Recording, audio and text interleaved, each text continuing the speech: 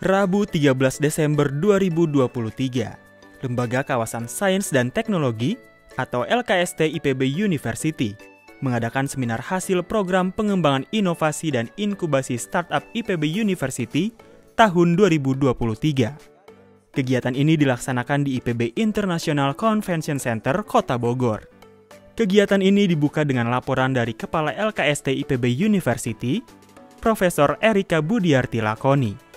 Beliau menyampaikan jika dalam seminar ini, para peserta akan melakukan pemaparan hasil pengembangan inovasi yang sudah dilakukan dalam program Prime Step. Alhamdulillah pagi ini Lembaga Kawasan Sains Teknologi IPB University melaksanakan kembali seminar hasil pengembangan inovasi dan pembinaan untuk startup yang hari ini adalah di semua program pendanaannya dari pendanaan dari program Prime Step dari Kementerian Dikbudristek yang alhamdulillah IPB mulai tahun 2023 sampai 2027 akhir mendapatkan kesempatan untuk bantuan dana ADB melalui program Prime Step yang dikelola oleh Direktorat Jenderal Pendidikan Tinggi melalui Direktorat Kelembagaan.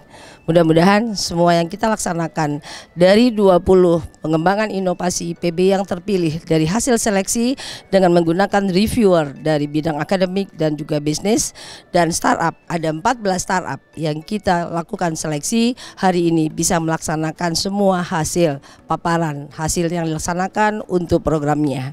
Mudah-mudahan memberikan dampak yang positif kepada masyarakat karena IPB melakukan seleksi berdasarkan klaster keilmuan yang ada. Mudah-mudahan IPB selalu ada di depan dalam mengembangkan inovasi dan pembinaan startup yang tangguh dan berkualitas berbasis inovasi IPB. Dilanjutkan dengan sambutan sekaligus pembukaan oleh Direktur Kelembagaan Direktorat Jenderal Diktiristek, Dr. Lukman. Beliau menjelaskan jika pengembangan kawasan Sains Teknopark merupakan salah satu langkah strategis dalam mendorong hilirisasi hasil riset dan teknologi untuk dapat segera dimanfaatkan. Ya, baik. Pertama kami mengucapkan selamat atas terselenggaranya seminar nasional hasil dari program Prime Step.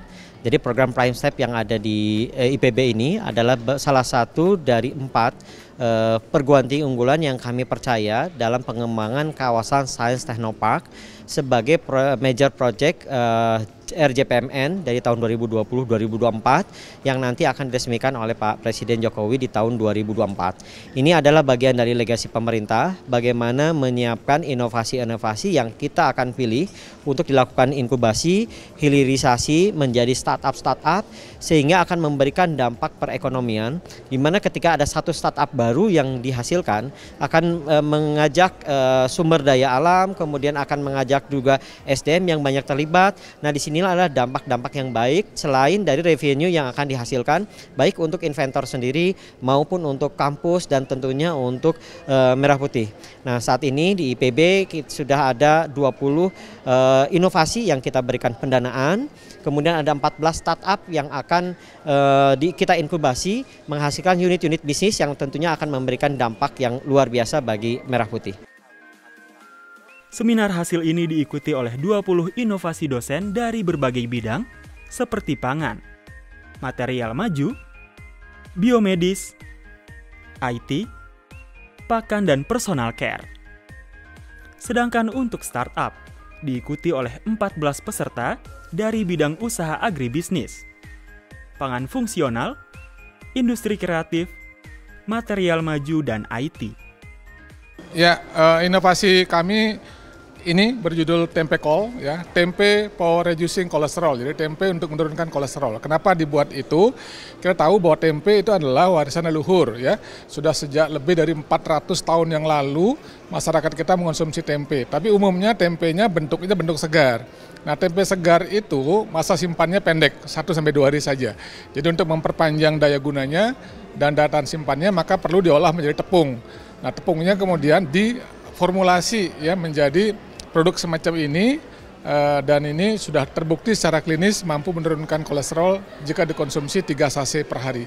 Untuk orang sehat, kalau untuk menjaga saja biar kolesterolnya tidak naik, maka cukup 1-2 sachet per hari. Itu.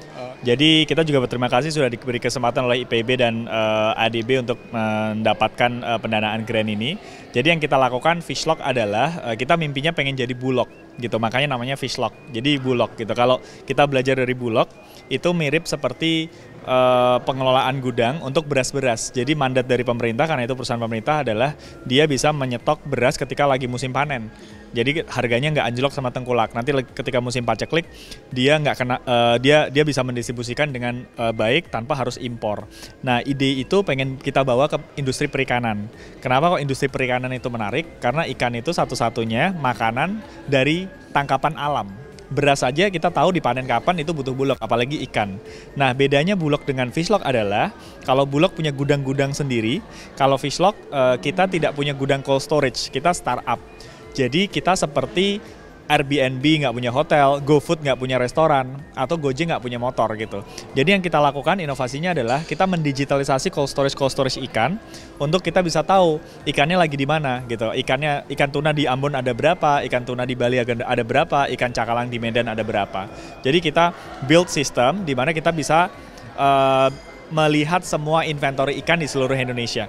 Gitu, dari situ kita create traceability juga. Jadi kita punya produk traceability di mana kita tahu nih ikannya ditangkap kapan, kemudian dia harganya berapa, ada jumlah berapa di lokasi tersebut. Gitu. Nah, itu konsep yang kita bawa dan alhamdulillah kita bisa didanain oleh ADB ini. Dalam kegiatan seminar hasil ini, para peserta melakukan presentasi di hadapan para reviewer yang berasal dari akademisi dan pelaku bisnis. Selain itu terdapat 3 pembagian klaster bagi produk inovasi yang akan direview oleh para reviewer, yaitu klaster inovasi yang sudah bisa bermitra dengan mitra lain, klaster inovasi yang bisa kerjasama internasional, dan invensi yang prospektif yang terus dilakukan pengembangannya. Selain itu terdapat juga pameran produk dan poster inovasi dan startup peserta seminar.